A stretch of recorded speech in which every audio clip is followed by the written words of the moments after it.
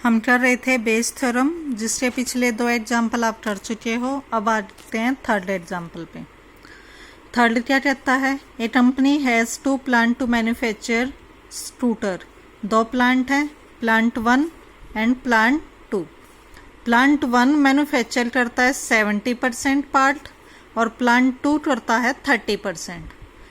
तो प्लांट 1 के लिए हमने ले लिया A1, प्लांट 2 के लिए हमने ले लिया A2। तो A1 की प्रोबेबिलिटी 70% यानी 70/100, A2 की प्रोबेबिलिटी 30% यानी 30/100। प्लांट 1 है जो वो स्टैंडर्ड क्वालिटी देगा, वो कितना है उसका 80%। B हमने ले लिया स्टैंडर्ड क्वालिटी के लिए, तो प्रोबेबिलिटी B गिवन A1 यानी स्टैंडर्ड क्वालिटी A1 देगा उसका है 80% और सेकंड यानी B देगा वो A2 देगा उसका क्या है 90%। हमने एक स्कूटर चूज किया और वो स्टैंडर्ड क्वालिटी का मिला, तो what is the chance that it comes from plant 1। पहले तो प्रोबेबिलिटी A1 A2, फिर B given A1 B given A2। A1 A2 event निकाले, उनकी प्रोबेबिलिटी निकाल ली, कंडीशनल प्रोबेबिलिटी निकाली दोनों की प्रोडक्ट की। अब हमें फर्स्ट वाले से निकालना था, तो ऊपर फर्स्ट वाली टर्म नीचे दोनों का सम। सिंपल क्वेश्चन था ये तो। नेक्स्ट आ जाओ एग्जाम्पल 4 के अंदर। An insurance company insured 2000 scooter driver. Insurance company insurance करती है स्कूटर ड्राइवर का, कार ड्राइवर का और ट्रक ड्राइवर का। क्या है उनका 2000, 4000 और 6000। स्कूटर ड्राइवर के लिए A1 ले लिया, इसके लिए A2, इसके लिए A3। तो A1 की प्रोबेबिलिटी 2000 अपॉन तीनों का सम यानी 12000। ऐसे A2 और A3। अब उनके एक्सीडेंट होने के चांस है 0.001, 0.00, 0.03, 01 और 0.15। ये वैल्यूज आ गई, 1 अपॉन करके लिख लिया। अब one of insured person met an accident, किसी एक इंश्योर्ड पर्सन का एक्सीडेंट होता है, हमें प्रोबेबिलिटी निकालनी थी, वो स्कूटर ड्राइवर यानी फर्स्ट वाला। तो देखो A1 A2 A3 निकाले।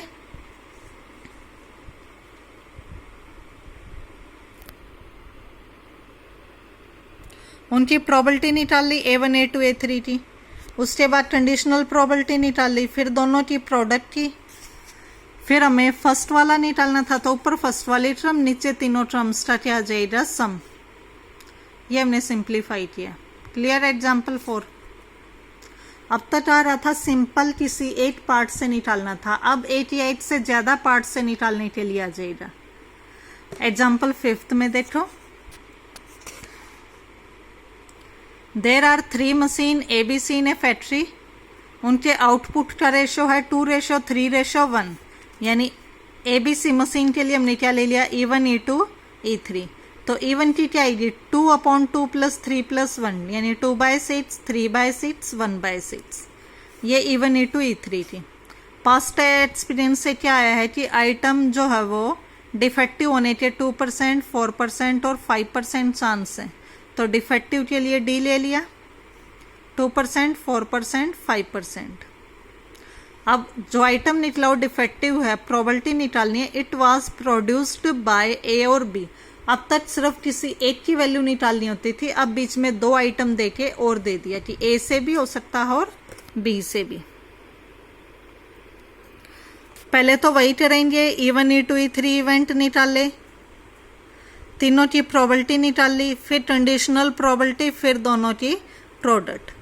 अब देखो हमें निकालना है A से या B से, A और B यानी E1 और E2। तो प्रोबेबिलिटी E1 गिवन डिफेक्टिव और यानी सम आ जाएगा, प्रोबेबिलिटी E2 गिवन डिफेक्टिव। तो defective item is produced by machine A और B, यही निकालना था। पहले E1 के लिए निकाल लिया, यानी ऊपर फर्स्ट वाली टर्म नीचे तीनों का सम। फिर E2 के लिए यानी ऊपर सेकंड वाली टर्म और नीचे तीनों का सम। ऊपर सेकंड वाली टर्म नीचे तीनों का सम। अब आइदर और आ गया था, यानी दोनों की वैल्यूज का सम आ जाएगा। क्लियर है एग्जाम्पल 5। इसमें क्या था आइदर A और B। लेकिन अगर हम एग्जाम्पल 6 में जाएं तो उसने तो कुछ और ही डिफाइन कर दिया, it is not produced by machine C. Example जो 6 है वो बिल्कुल सेम पैटर्न पे है, बस इसमें एक लाइन चेंज है, और वो लाइन क्या है कि it is not produced by machine C. अब उसने